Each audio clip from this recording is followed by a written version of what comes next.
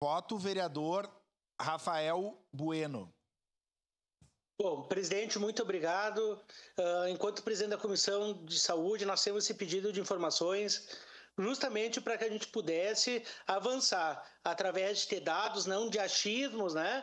Mas entender um pouco mais aonde está o gargalo na saúde, para que a gente pudesse, né, junto com toda a rede, com os técnicos principalmente, a gente minimizar o déficit de consultas, cirurgias, exames, enfim. Bom, presidente, eu talvez seja o vereador recordista na história da Câmara que mais viajei a Brasília. E eu também, a minha história fala por si só, os milhões e milhões que eu consegui para a saúde aqui na nossa cidade, que beneficia os 48 municípios da região. Eu estava até agora há pouco no Hospital Geral, junto com a superintendente do Hospital Geral e também um corpo clínico de médicos, para a gente fazer ampliação da oncopediatria. Presidente, se tiver que viajar 20 vezes a Brasília para conseguir dinheiro, eu vou viajar. Porque não é sentado no ar-condicionado e tomando café e chá que a gente vai conseguir recurso, ou falando no microfone da Câmara.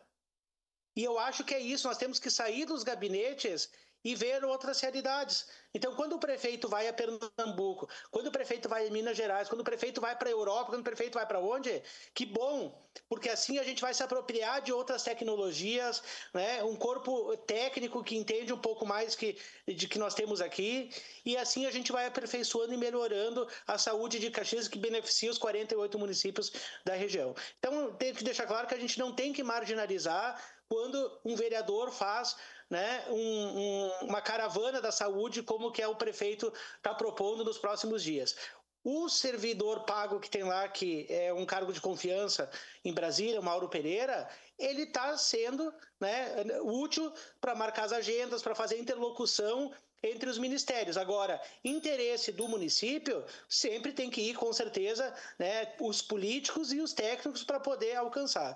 Então, presidente, esse pedido de informação feito pela Comissão da Saúde, né, não é nem por um vereador da comissão, são por todos os vereadores que ajudaram a elaborar esse pedido, é para que a gente pudesse avançar.